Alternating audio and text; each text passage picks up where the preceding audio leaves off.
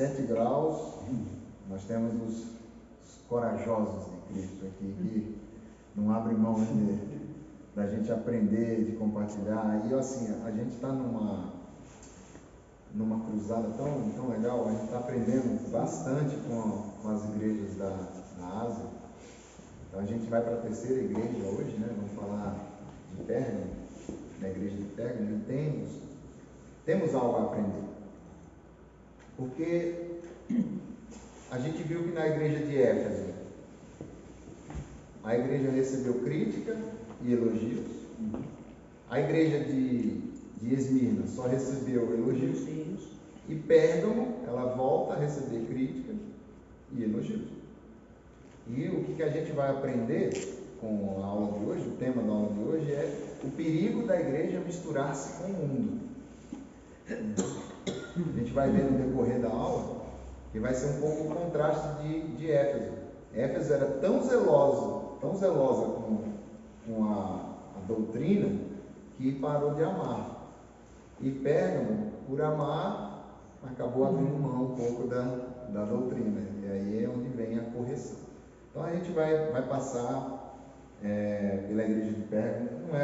Não vai ser uma aula grande, eu vou fazer ela bem concisa, porque eu entendo a dificuldade que a gente está passando. Então, como praxe, eu trouxe aqui, né, a localização de Pérgamo. Ela está aqui, ela fica mais ou menos 80 quilômetros de Éfeso, né? Bem ao norte. Então eu até achei interessante que a gente está passando daqui para cá, e a gente vai descer. Então vai ser mais ou menos essa sequência mesmo. Então. E eu continuo destacando Patmos, que é a ilha onde João estava aprisionado quando ele escreveu o livro de Apocalipse. Eu não achei muita coisa.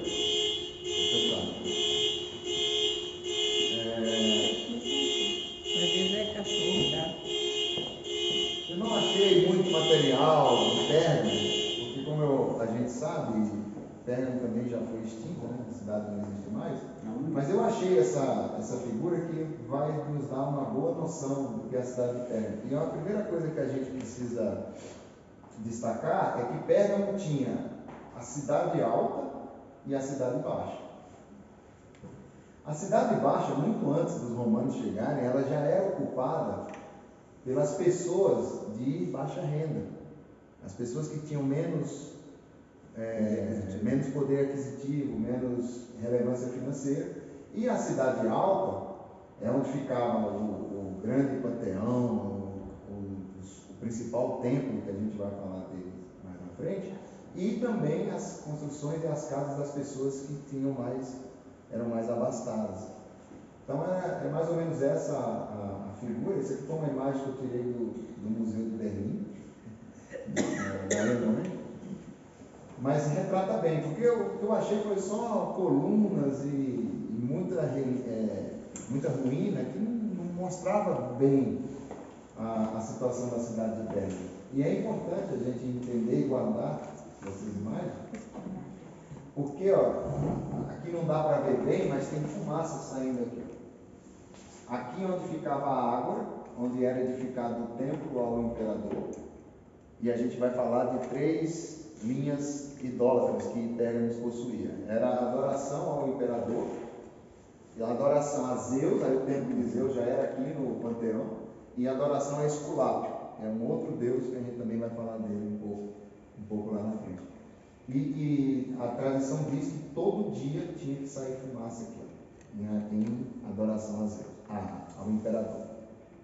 E era interessante, porque a lei, ela dizia o seguinte: você, uma vez por ano, é obrigado a vir aqui, se prostrar e dizer: César é o Senhor, uma vez por ano. E eles monitoravam isso? Então, é uma boa pergunta. É uma boa pergunta. Como é que eles faziam isso? É uma boa pergunta. E aí, você fez isso, aí você podia ter a religião que você quisesse. Então, você partia do princípio que a sua principal coisa era César, o Deus César, né? Que ele era uma divindade herdada de Roma, então ele incorporava a divindade da deusa Roma, e a partir daí você podia ter a religião que você quisesse, então era tolerada aqui toda e qualquer tipo de religião, desde que a sua primeira religião fosse a adoração ao imperador. Então vamos lá, vamos entrar especificamente. Então o tema da aula vai ser o perigo da igreja misturar-se com o mundo. E aí a gente vai ver sempre Cristo som da igreja, Cristo conforta a igreja, Cristo revela o pecado, Cristo, sempre a visão de Cristo em relação à mensagem que ele escreve à igreja de Pérgamo, né? Que ele pede para escrever à igreja de Pérgamo. Porque a carta à igreja de Pérgamo, de cara, ela já é um brado de Jesus para a igreja contemporânea. É uma carta que ela não foi só endereçada à igreja de Pérgamo, essa carta ela foi endereçada a todos nós, a mim, a vocês, a nós. Ela não foi colocada diante de nós, mas para nós. Nós precisamos ler e entender o conteúdo que tem aqui, porque é atualíssimo a condição que a igreja atravessa hoje, nos dias atuais. Nós vamos ver no decorrer da aula que são dois conceitos de mistura ou de infiltração que a gente vai passar, que é a doutrina de Balaão e os ensinamentos ou a doutrina dos nicolaítas. E vocês vão ver como isso é muito pertinente ou presente hoje em dia nos nossos meios, tá? E aí, qual era o perigo que estava assaltando a igreja de Pérgamo? Era exatamente a linha divisória entre a verdade e a heresia. O que estava pegando quando Jesus traça elogios à igreja de Pérgamo, mas ele faz algumas críticas. Não são críticas pesadas, críticas grandes, são pontuais, mas porque a igreja estava exatamente num limiar entre o que é verdade e o que é heresia. Entre o que é... não é entre o que é o bem e o mal, mas o que é o errado e o certo. Ela ficava... Aqui não está se discutindo o bem ou o mal, mas o que é correto e o que não é correto para nós cristãos, na nossa vida, no nosso dia a dia. A palavra Pérgamo, ela significa casado. E ela vem a calhar porque é exatamente o ponto de que a igreja precisava se lembrar que ela é a noiva de Cristo. E nada melhor do que uma cidade com o nome de casado, você entender que se a igreja é a noiva de Cristo, essa noiva ela tem que se apresentar ao seu noivo pura, limpa e imaculada. Ela não pode ter manchas, ela não pode ter sujidade, ela não pode ser corrompida. Então é por isso que vem a crítica à igreja de Pérgamo. E nós vamos ver que são críticas pontuais, mas vai fazer toda a diferença quando a gente entender o porquê da crítica. Isso vai ser bem interessante para nós. Então, no livro de Apocalipse, nessa carta especificamente, o que está acontecendo com a igreja de Pérgamo é: o sistema do mundo está adentrando a igreja. E o sistema do mundo, ele é definido como a grande Babilônia, a meretriz. Então, quando a gente lê a meretriz no livro de Apocalipse, ela está se referindo ao sistema do mundo, ou referindo-se à Babilônia, que foi o sistema que tentou corromper de todos os principais, os príncipes de Israel, quando o povo foi levado cativo. Então, olha o contraste. Pérgamo está sofrendo o ataque da mãe das meretrizes, mas ela precisa se apresentar como noiva pura, imaculada. É de onde vem o contraste, tá? Então, o ponto central da carta é alertar a igreja sobre o risco da perigosa mistura do povo de Deus com o engano doutrinário e com a imoralidade do mundo. Então, elas estavam sofrendo esse tipo de ataque. Bom, o primeiro tópico que eu coloquei é que Cristo sonda a igreja e revela os perigos que a cercam. Então, eu coloquei cinco tópicos que a gente vai passar por eles. O primeiro é: Cristo vê uma igreja instalada no meio do acampamento de Satanás. Bom, por que no meio do assentamento de Satanás? Porque Pérgamo era uma cidade com passado glorioso.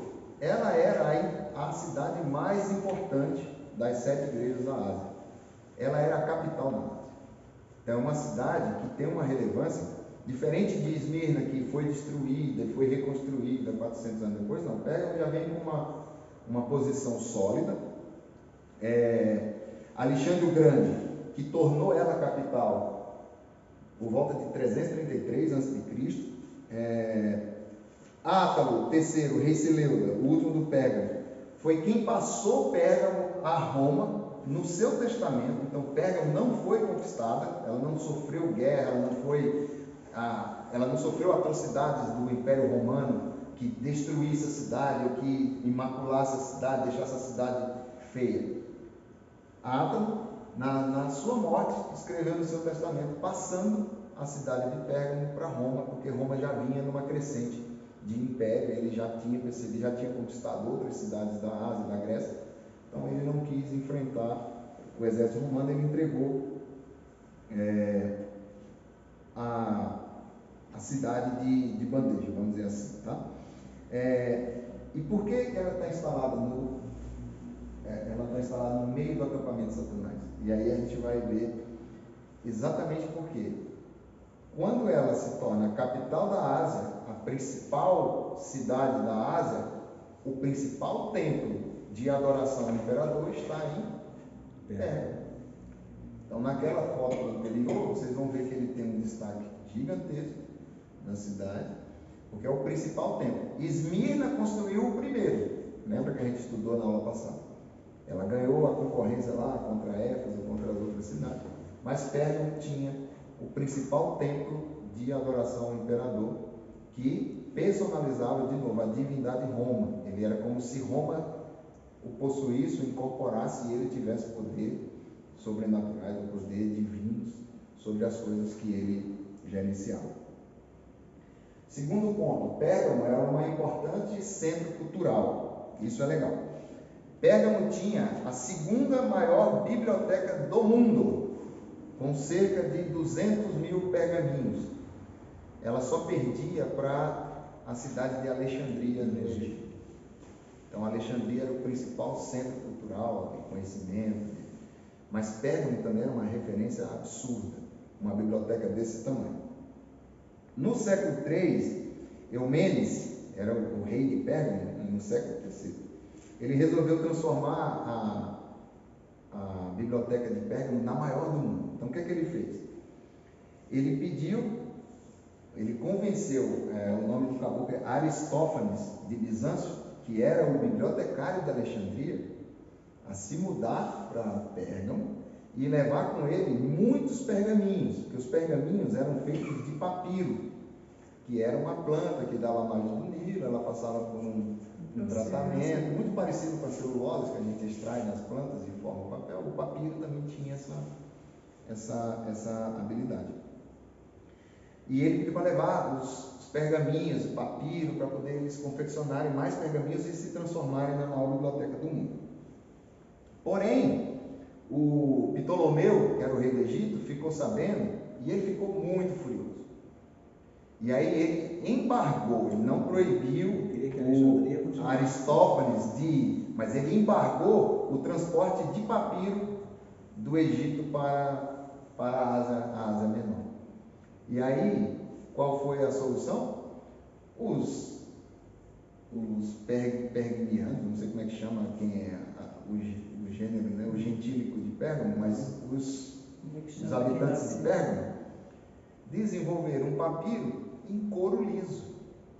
Eles descobriram que se pegasse o couro, tratasse o couro, esticasse, deixasse esse liso, ele poderia escrever e era muito superior ao papiro egípcio. E aí ela se torna realmente uma referência. Na verdade, é na dificuldade que a gente consegue encontrar saídas maravilhosas, né? Que surgem essas situações. Interessante isso. Exatamente. Então são curiosidades que na história, se você for pesquisar, o pergaminho de couro liso ele é criado pelos habitantes da cidade de Pérgamo. No terceiro tópico, Pérgamo era um destacado centro de paganismo religioso, exatamente por isso.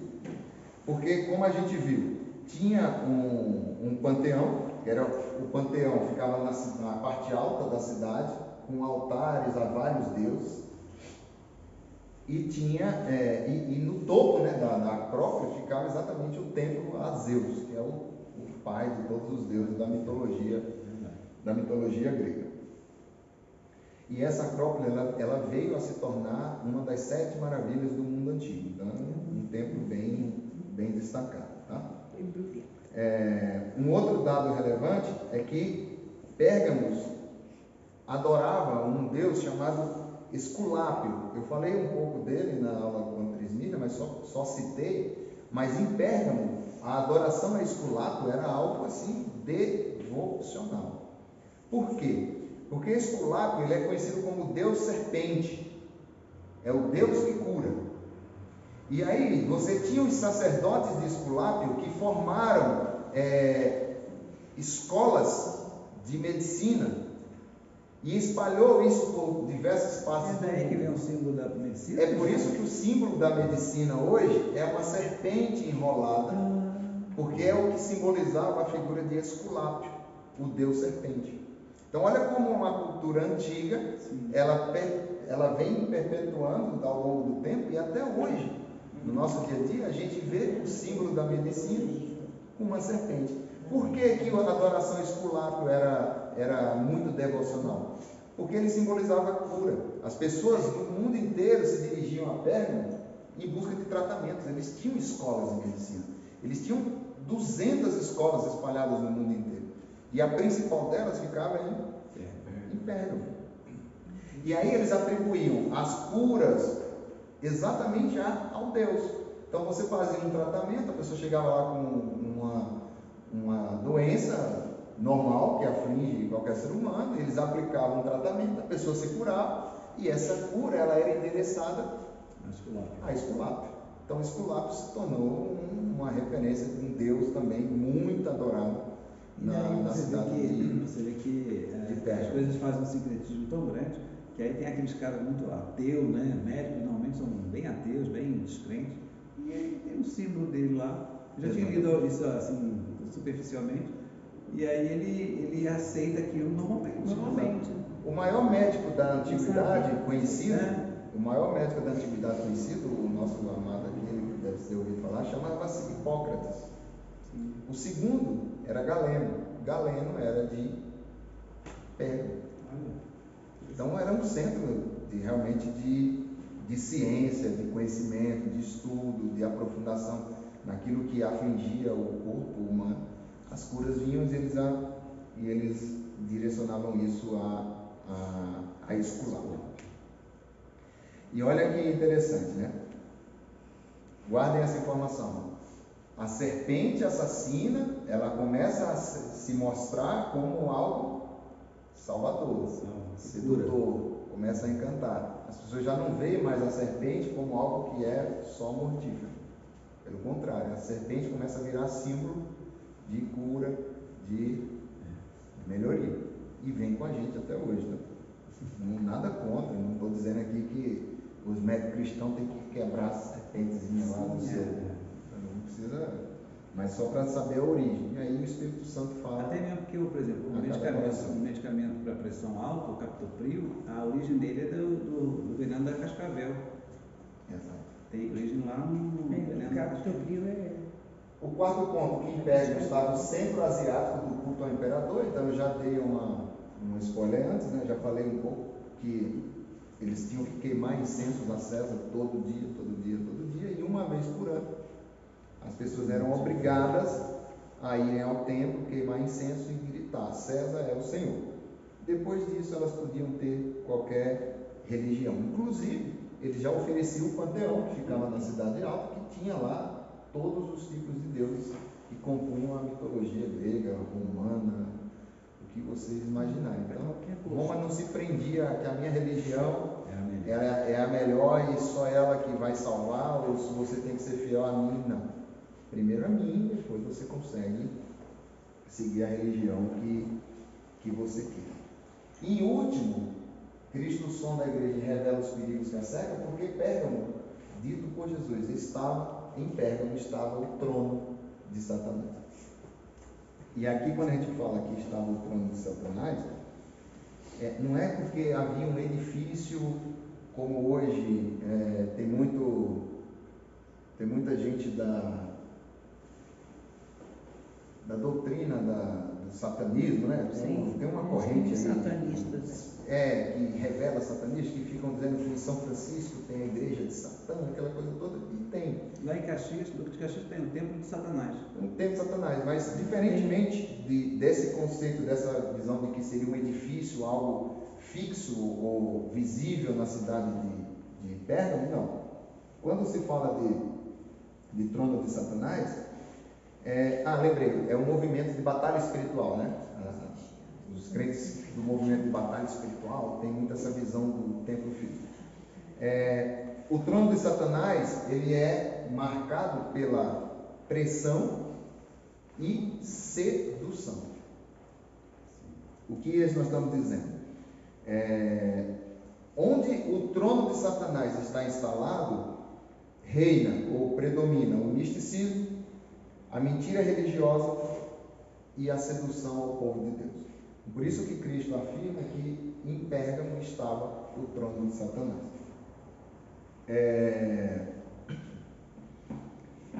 Então, tudo que nessas três correntes que eu acabei falando, tem outras, mas eu não dei destaque a elas. Nessas três correntes, o culto a Esculápio, a Zeus e ao imperador, as três correntes de adoradores, todas elas eram uma afronta ao Criador do universo, ao sustentador da vida, ao mantenedor da ordem, das coisas, da vida, porque todos eles direcionavam todo o benefício que eles extraíam no seu dia a dia, da natureza ou do corpo físico, e atrelavam isso a um outro sim.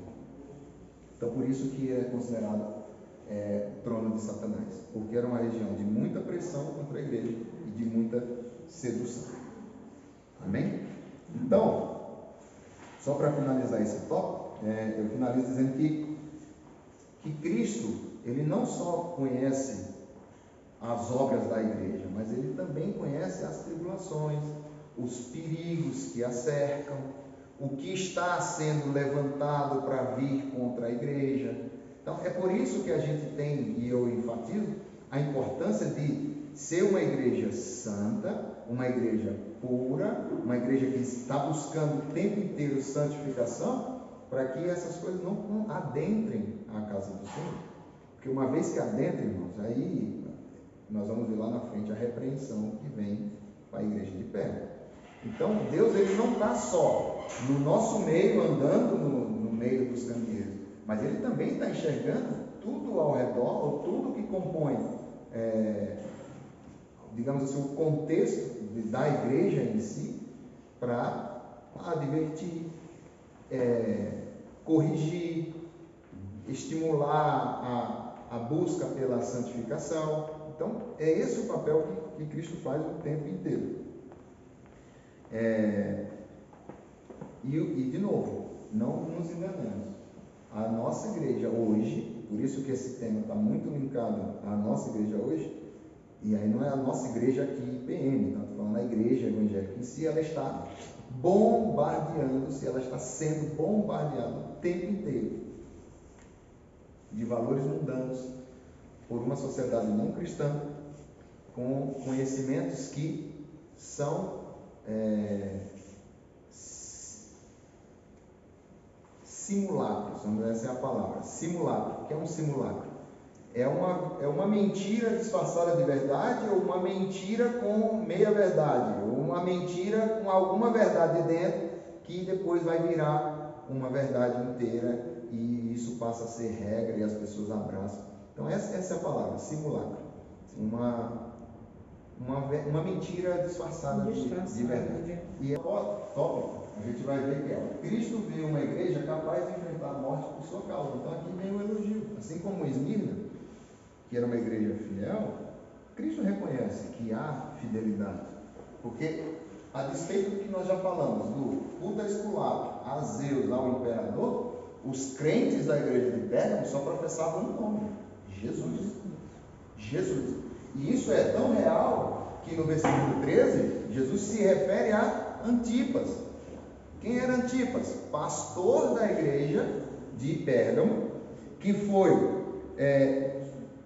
colocado, veja bem, eles queriam que Antipas adorasse a César dissesse que César é o Senhor, ele se nega a fazer isso, ele é colocado dentro de um boi de bronze, colocam fogo, o bronze fica vermelho, ele morre sufocado e queimado. Então assim, Cristo está dizendo, olha, vocês estão numa cidade que está o trono de Satanás, uma cidade que tem profundas doutrinas que estão contaminando várias pessoas ou algumas pessoas, mas eu reconheço a fidelidade de vocês, porque no meio desse caldeirão todo, vocês ainda professam o nome de Jesus. Vocês ainda mantêm como único e Salvador, único Senhor e Salvador, Jesus. E por isso tem crente indo à morte. Não é que a igreja se excluiu e falou assim, olha, agora a gente vai morrer, não vamos. Não, tinham pessoas na igreja de Pérgamo que mantiveram-se fiéis à doutrina, mesmo sofrendo perseguição. E ela é citada. E está no nome na figura de Antipas. Tá? Então, Cristo conhece a lealdade da igreja, a igreja suportou provas extremas e a perseguição religiosa não intimidou a igreja ela continuou fiel. E aí a gente vai vendo mais na frente que Cristo veio a uma igreja que começa a negociar a verdade. E aí começa agora os perigos. Aí que mora o perigo. Exatamente. O que aconteceu? Veio a perseguição, a pressão. Pegaram um mártir lá, Antipas, e a igreja não amoleceu. A igreja não cedeu nem 1 centímetro a Satanás. E aí Satanás vai e muda a estratégia. Olha, a perseguição não está funcionando, então eu não vou mais seguir nessa linha de substituição. Botar, matar um, matar outro, mas vai surgindo, vai surgindo, vai surgindo. Isso aqui não está funcionando. Eu vou passar por uma outra tática. Eu vou entrar com a tática agora da mistura. Eu vou começar a mesclar. Porque o ataque direto não está dando resultado. Eu vou inverter. Em vez de eu fazer uma apologia aberta ao fim do cristianismo, eu vou agora trazer todo o cristianismo para dentro de uma só religião e criar algo que a gente entende hoje, chama hoje de ecumenismo. Que o ecumenismo é o quê? A reunião de todas as religiões cristãs, certo? Como se a gente não vai mais tratar das diferenças, nós temos as nossas diferenças, cada um tem uma doutrina, uma visão doutrinária, mas tempos modernos, a gente quer chegar no céu, então vamos unir a todo mundo, porque o propósito é um só, é ter um Deus, um adorador. Então ele muda a tática. Ele vê que não está funcionando, se coloca contra. Ele muda a estratégia. Ele não vai ficar batendo de frente. Por quê? Porque quando você começa a botar muita pressão e você tem um mártir, tem dois, você reforça o compromisso das pessoas. Porque se você é amigo, se eu sou amigo de Antipas e eu vejo ele sendo sacrificado porque ele permaneceu firme defendendo o nome de Jesus, se vier para cima de mim, eu também vou passar pela... Isso é natural do ser humano. É natural do ser humano. Se você lê um livro de Maquiavel, O Príncipe, que ele ensina a família Manson a chegar no poder, e mais importante do que chegar a se manter, ele fala exatamente isso. Não crie mártires, porque se você cria mártires, eles viram referências e o povo se levanta. Então, Satanás já tinha entendido isso muito antes de Maquiavel.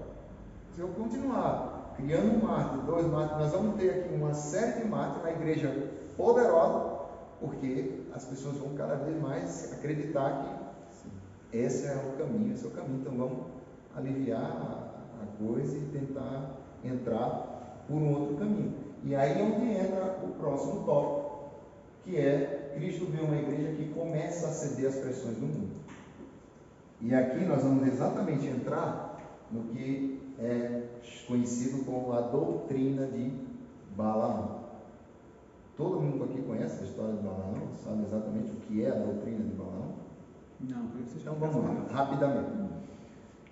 Quando o povo de Israel entra em Canaã, ele acampa ao lado, mais ou menos ao norte, oeste do Jordão, e o rei de Moabe, que na época era Balaque, ele vê aquela multidão, conhece a história, que eles já tinham derrotado Jericó, que não tinha sofrido uma baixa, não morreu um israelita nas primeiras guerras que eles enfrentaram. Então, Balaque, ele olha e fala assim: rapaz, esse povo aí é diferente, não dá para enfrentar eles não. Então eles mandam um mensageiro a Balaão, que era um adivinho, um profeta. Ele não é, ele era um pagão, mas tinha essa fama de ser adivinho e tal. E Balaão morava a 650 quilômetros de Balaque. São 25 dias de caminhada com os príncipes, né? os mensageiros que Balaque envia. E Balaão fala assim, aí ele fala: Balaão, preciso que você venha amaldiçoar um povo, e eu vou te dar grana, que você vai ter grana para você e o resto das suas gerações. E Balaão se levanta e vai. E aí é onde, no meio do caminho, aparece um anjo do Senhor para a jumenta se desvia do caminho que devia seguir, passa perto de um paredão, ele fica bravo com a jumenta, ele pega outro caminho, o anjo aparece de novo, a jumenta desvia, a jumenta vai indo com um caminho cada vez mais estreito. E aí, na terceira vez que a jumenta para, porque tem um anjo na frente dela, se eu tivesse uma arma aqui, eu matava você agora. Aí a jumenta vira para ele: mas por que você quer fazer isso comigo? Eu só estou fazendo aquilo que Deus manda. E aí Deus abre os olhos de Balaão e aí ele vê o anjo à frente dele. E aí o anjo questiona: por que você está indo amaldiçoar o povo? Você está indo amaldiçoar algo que eu abençoo. E aí ele fala assim: olha, então eu não vou. Ele não vai. E aí Balaque, o que Balaque faz? Os mensageiros não foram suficientes, ele pega os principais príncipes de Moab e manda novamente. E aí Balaão pede de novo mais uma noite para orar, e aí no dia seguinte ir com eles. Deus manda ele ir, mas ele vai simplesmente falar só o que Deus colocar na boca dele. Então ele chega, quando ele encontra Balaque leva ele num lugar que de lá ele vê o acampamento de Israel e fala: ó, esse povo é numeroso e invencível, eu preciso que tu amaldiçoe esse povo, porque não dá para guerrear contra eles. Joga praga, pestes, qualquer coisa, fome, que destrua esse povo. E aí Balaão vai e abre a boca para amaldiçoar o povo e só sai bênçãos. E aí Balaque fica furioso. Eu te ofereci tesouro, dinheiro e tal, e você faz um negócio desse. Eu já sei, é um lugar que não é bom, eu vou levar você para outro lugar. Aí ele muda a posição, leva para um lugar mais alto, com outra perspectiva. Fala: amaldiçoa. Aí Balaão pede, como pediu no primeiro, eu esqueci de falar, que ele erga 7 altares, que queime 7 novilhos, 7 cordeiros, e que o rei se coloque ao lado dos altares. E aí ele vai, abre a boca para amaldiçoar e só sai bênção. Balaque fica furioso e muda ele de lugar mais uma vez. Não, aqui não vou aqui, dali dá para ver melhor o povo, mais perto, para tu ver, para tu criar coragem de amaldiçoar. De novo, ergue-se os 7 altares, queimam 7 novilhos, 7. Quando Balaão abre a boca para amaldiçoar, só sai bênção, e Balaque desiste de Balaão. Olha, não dá para seguir com você. Até aí a coisa estava indo bem. E Balaão estava fazendo exatamente o que ele tinha acordado com Deus: eu vou falar só o que tu colocar na minha boca. Qual é o problema da doutrina de Balaão? Que Balaão sabe e conhece a Deus, como que as coisas funcionam. Então o que ele faz? Ele fala: Balaque, não adianta guerrear com esse povo aí, não adianta querer amaldiçoar. Sabe o que você tem que fazer? Pega um monte de donzelas, as mocinhas bonitinhas, para seduzir, e coloca no meio do arraial, porque aí os homens, para atender às suas vontades, vão prestar culto aos nossos deuses, vão comer do que é sacrificado. Com isso a ira de Deus vai se levantar, Deus vai retirar a proteção e esse povo vai crescer, eles vão ficar vulneráveis. Essa é a doutrina de Balaão. É isso que Balaão dá o caminho para Balaque de como fazer com que o povo perca a proteção, a segurança, o olhar de Deus, a bênção de Deus.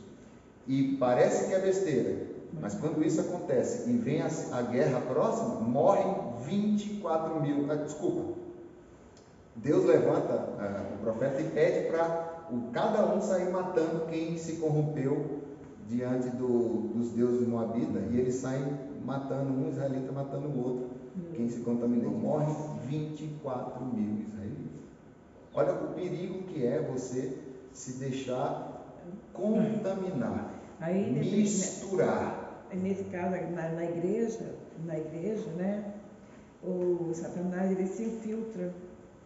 Exatamente. Ele se infiltra para te seduzir, para colocar coisas do mundo. Exatamente. Por quê, irmãos? E aí, de forma bem resumida, porque o pecado enfraquece a igreja. A igreja ela só é forte quando ela é santa. Se você começa a trazer para dentro do corpo vírus, bactérias, esse corpo vai padecer. Ele vai se enfraquecendo, e se não tiver um antídoto, se não tiver algo que combata esse mal, esse corpo vai a óbito. A igreja vai deixar de existir. Então, não tenhamos mais hoje aquela caricatura medieval de Satanás com casco, com chifre, com barba, com a cara de um bode, porque não é mais essa tática, porque essa tática a gente rebate ali, na frente, aí é risada, é festa de a fantasia, etc. A tática mudou, a tática é infiltração, sabe? É entrar na igreja, penetrar na igreja, para que aos pouquinhos a gente se contamine com esse sistema mundano, e aí onde a igreja vai perdendo a sua pureza, vai perdendo a sua santidade, o Espírito Santo de Deus vai se retirando. Até que você vai ter uma igreja fria, gelada, bem sucedida, os irmãos todos socialmente amáveis, mas a ação do Espírito Santo, o mover de Deus, o trabalhar de Deus, isso já era, isso vai ser extinto. Esse é o fim. Então era esse o risco que estava correndo a igreja de Pérgamo. E aí, como que isso entra? Teve o segundo tópico. Cristo deu uma igreja que começa a baixar o seu nível moral. E aí entra a doutrina dos nicolaítas, a qual eu odeio. Palavras de Jesus a João, a qual eu odeio. Qual é a doutrina dos nicolaítas? A liberdade de Cristo é liberdade para o pecado. Era isso que eles diziam, eles pregavam. Nós não estamos mais debaixo da tutela da lei. Quanto maior for o seu pecado, maior é a graça. Sabe, a gente pode, apologia ao pecado nesse caso, é que eles diziam que a gente pode viver livremente, porque o amor de Deus, ele é superior a todas as coisas que a gente provoque. A graça, ela vai ser alcançada, o milagre vai ser cada vez maior. Quanto mais você se afundar, mais a bênção vai vir de você para que você consiga. Afinal, Deus é amor. Essa é a doutrina dos nicolaítas. Eles estavam distorcendo de novo. É o que a gente chama de simulacro de verdade. Eles pegaram, irmão, parte da verdade. É verdade. A Bíblia diz que onde abundou o pecado, superabundou a graça. Mas isso é condição de vinda para a mudança. Você não pode fazer o movimento reverso. O que está sendo indicado é verdade. A tática é a mesma que a serpente usou lá no deserto. Ela não chegou e falou assim: Deus disse para vocês comerem dessa árvore. Não, Deus não disse para vocês não comerem dessa árvore. Porque essa árvore ela contém o conhecimento. A verdade. Mas não é bem isso não. É que vocês vão ser igual, entendeu? Não é que vem inventando algo, não, uma coisa nova, um negócio que surgiu, que ninguém nunca viu, e isso encanta. Não, pega-se verdades, e verdades doutrinárias, e começa a distorcer essas verdades, e as pessoas começam a aceitar. E qual é o ponto interessante aqui? Que não é toda a igreja que aceita isso, tá? São alguns, mas a repreensão de Cristo vem para a igreja. Então, finalizando esse ponto aqui, O pecado da igreja de Pérgamo foi começar a ser tolerante com aquilo que era contra o ensinamento. Enquanto que em Éfeso a igreja era rude doutrinariamente, era zelosa, dura, e perdeu o amor, porque aí não olhava mais o ser humano, a igreja de Pérgamo começou a aceitar os cristãos com esse tipo de comportamento moral para não perder os irmãos. Sabe aquela coisa, é melhor na igreja do que no mundo, e a gente vai aceitando, e aí vai caindo no que o pastor Israel falou aqui. A gente está no mundo inserido em coisas que eu estou sendo, o pastor Israel com certeza vai ser, a fazer treinamentos obrigatórios. Eu não posso mais dizer no meu trabalho, eu não quero fazer um treinamento de diversidade para aceitar homossexualismo, para aceitar como que eu tenho que tratar o meu ambiente. Eu não tenho mais essa escolha. Eu recebia um e-mail pedindo para eu fazer o treinamento, eu deletava. Agora é obrigatório, me deram 30 dias para fazer esse tipo de treinamento. Então, se você não tem base bíblica, se você não tem conhecimento da palavra de Deus, você começa a ser contaminado e achar que não, realmente o mundo está diferente, a gente precisa abraçar os irmãos, tadinhos. E aí isso começa a penetrar na igreja. E daqui a pouco nós estamos com uma igreja totalmente infectada. Uma série, por exemplo, aliás, todas elas mostram que os roteiristas são os mesmos, né, praticamente.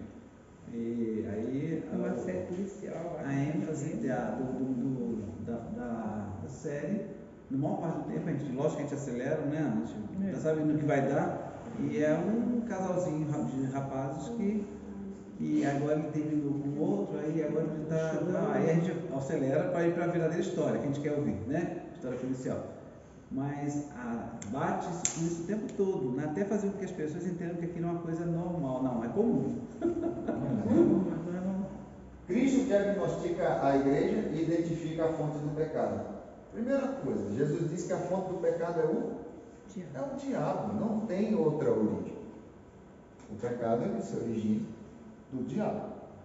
A igreja de Pérgamo estava inserida num ambiente onde era o trono de Satanás, onde habitava as doutrinas balamitas e nicolaítas, e alguns membros, isso que é interessante, irmãos, alguns membros começaram a abraçar essas doutrinas e a igreja os recebeu, a igreja os abraçou, ela foi tolerante com o pecado. Ela foi tolerante com o pecado. E aqui nós não estamos falando, irmãos, só assim, se a gente voltar lá na origem que a gente aprendeu em Atos, a doutrina que nós tínhamos na época para os gentios era se abster da prostituição, do que é sacrificado aos ídolos, do sangue, e esqueci a quarta, da idolatria.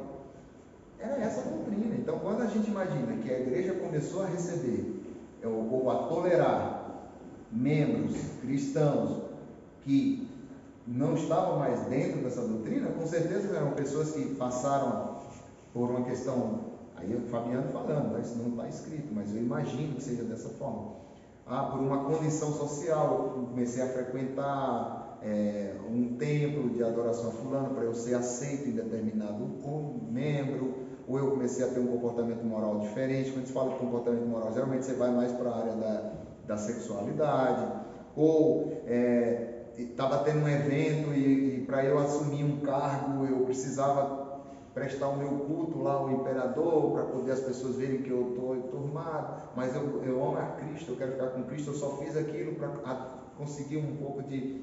Então esse tipo de coisa que estava acontecendo, e a igreja estava sendo tolerante. O pecado da igreja de Pérgamo é ser tolerante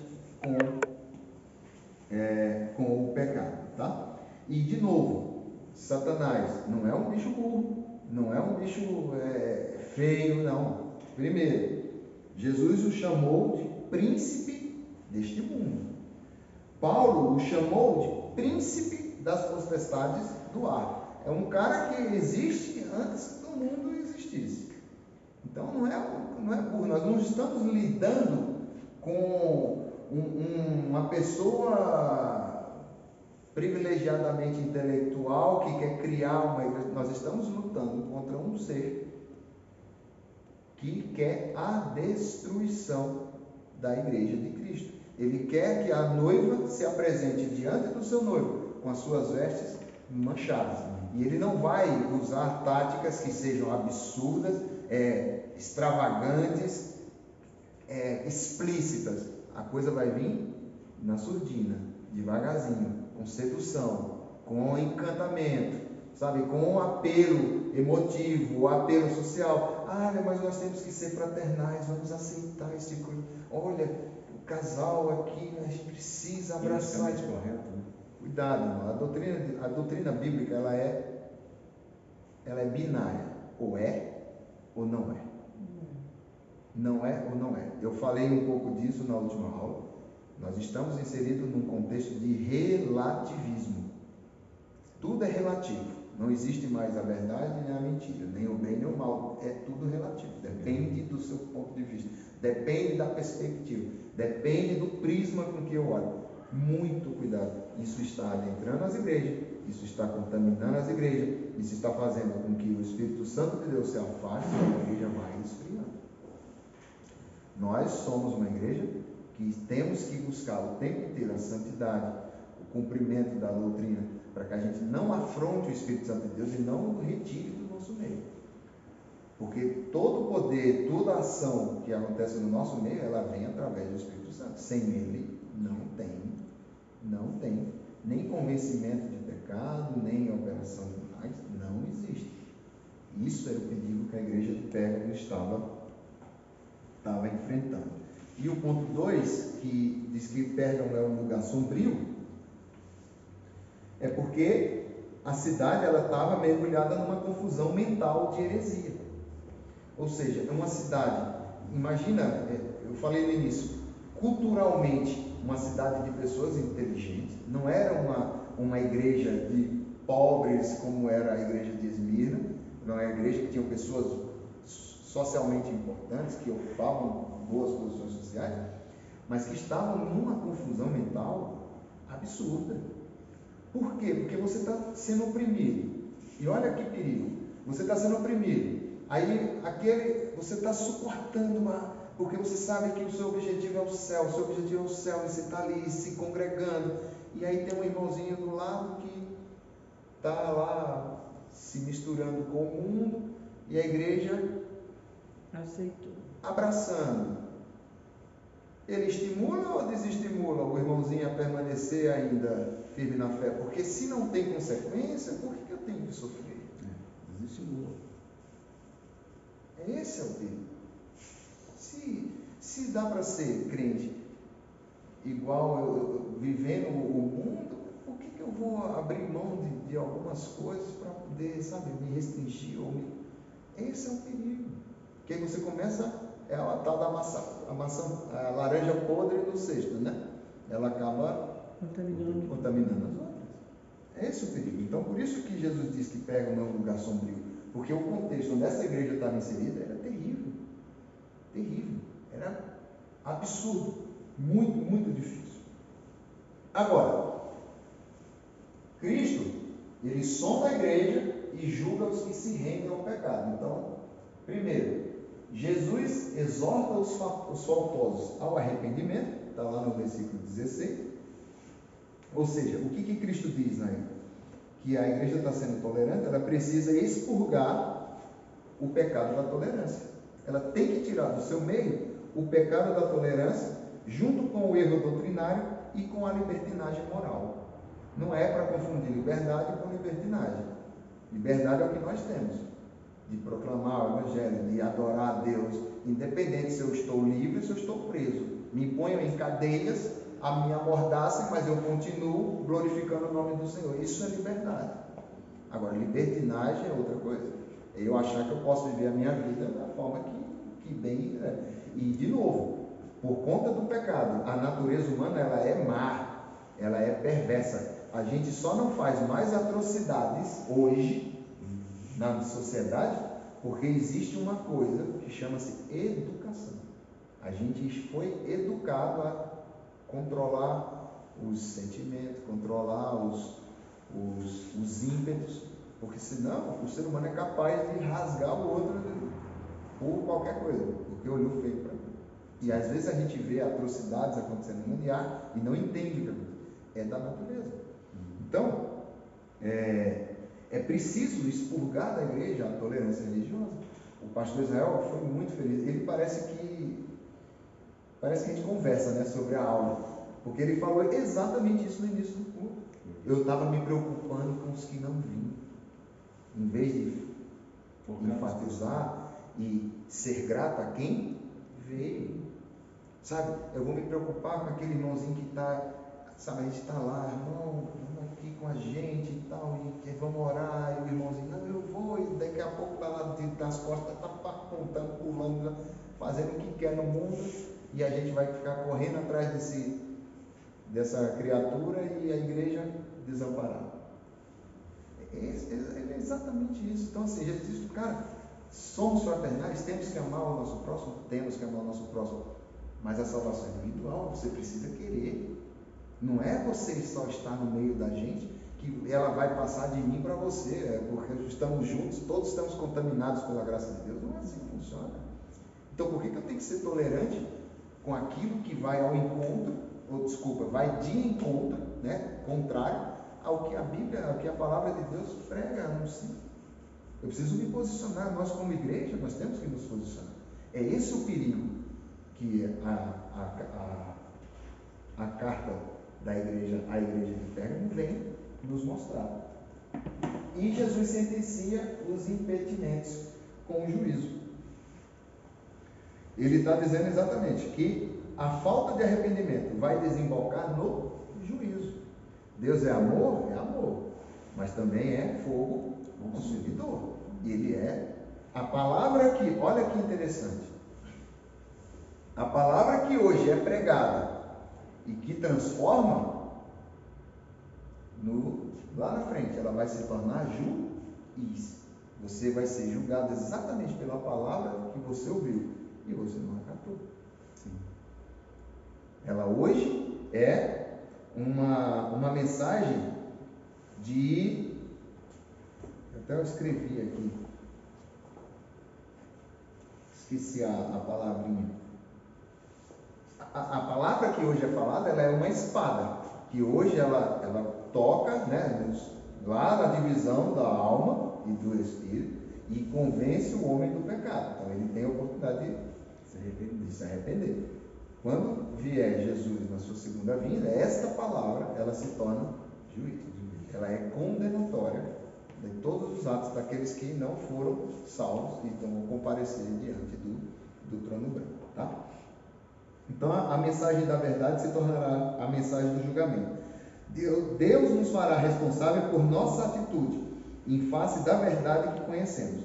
Jesus diz que a sua própria palavra é que condenará o ímpio no dia do juízo. Está lá em João, capítulo 12, versículo 47 e 48. Lembrei. A palavra salvadora, hoje nós temos a palavra salvadora, ela torna-se juiz, e a espada da benfazeja transforma-se em carrasco. É isso que vai acontecer com essa palavra. Hoje ela é salvadora, lá na frente ela é juiz, condenatória, ela é carrasco. É por conta dessa palavra que você não alcança, se você não a recebeu, se você não a praticou. E aí, só para finalizar, o último tópico, Cristo sonda a igreja e premia os vencedores. Aqui é interessante, porque Jesus diz que os vencedores receberão ou comerão do maná escondido. Por que do maná escondido? Aqui eu tive que voltar lá na história dos hebreus para entender esse significado. O que diz? Quando Deus manda o maná no deserto, ele alimenta o povo durante aquele tempo. Quando cessa o maná, porque ele já não precisa mais do maná, o maná ele é colocado dentro de um vaso de ouro no Santo dos Santos. Ele nem está no santo, ele está no Santo dos Santos. Isso quando estava no tabernáculo. Quando constrói o templo, Salomão constrói o templo, ele é transferido para o templo. Então tinha um recipiente com o maná, que simbolizava exatamente a providência de Deus na época do deserto, quando o povo saiu da escravidão do Egito. Aí eu vou entrar na história do maná escondido. Diz uma lenda judaica, isso é uma lenda judaica, isso não está na Bíblia, pelo amor de Deus, que quando o templo foi destruído, na primeira destruição do templo, Jeremias correu no templo, pegou o vaso que continha o maná e escondeu em uma fenda no Monte Sinai. E esse maná está escondido, ninguém nunca achou. Então criou-se, os rabinos israelitas ensinam aos seus alunos, aos seus discípulos, e por consequência toda a população israelita, que no momento em que o maná foi encontrado, isso vai simbolizar o início da era messiânica. E só o Messias vai ser capaz de encontrar o maná. Então, você comer do maná escondido significa que você já está vivendo o período messiânico de Cristo. Então, quando ele diz: ao que vencer, eu darei de comer do maná escondido, ou seja, você já não estará mais sujeito a correr o risco de perder a sua salvação, porque você já estará com Cristo. O reino messiânico, ele começa com a vinda de Cristo. Então, se você vai comer do maná, você já vai estar nas bodas do Cordeiro. É isso que significa o maná escondido. A pedra branca, a pedrinha branca, ao que vencer, receberão uma pedrinha branca. A pedra branca é mais simples. Ela significava duas coisas. Ela significava o bilhete de entrada numa festa. Então, hoje, eu vou ser padrinho de um casamento sábado. Então, vai ter a festa, eu recebo um papelzinho. Como é que chama? Um convitezinho, né? Um convite. Aí eu chego na festa, apresento aquele convite e entro. A pedrinha branca é o convite. Então, nas festas dos poderosos daquela época, o convitezinho premiado, né? Você podia participar de qualquer evento, mas para adentrar num determinado evento particular, para poucos, o anfitrião te dava uma pedrinha branca. Então você apresentava essa pedrinha branca e você adentrava ao local. E ele vem exatamente significar isso em relação à nossa pedrinha branca. Essa pedrinha branca é o bilhete de entrada para as bodas do Cordeiro. E sobre essa pedrinha vai estar escrito um novo nome. Aí é o terceiro ponto. Tá? E o segundo significado da pedrinha branca é que nos julgamentos dessa era, tem o juiz e tem os jurados. Os jurados recebiam duas pedras, a preta e a branca. E aí passava-se o processo, você decidia se a pessoa era inocente ou era culpada. Então, quando os jurados botavam as pedrinhas lá, se tivesse mais pedrinhas brancas, você era inocente. Se tivesse mais pedrinhas pretas, você era culpado. É o mesmo significado. O maná, assim como o maná se refere ao banquete permanente que teremos no céu, a pedrinha, ela se refere exatamente ao que? Nós já somos julgados e inocentados. Nós não temos mais condenação, nós passamos pelo processo de depuração.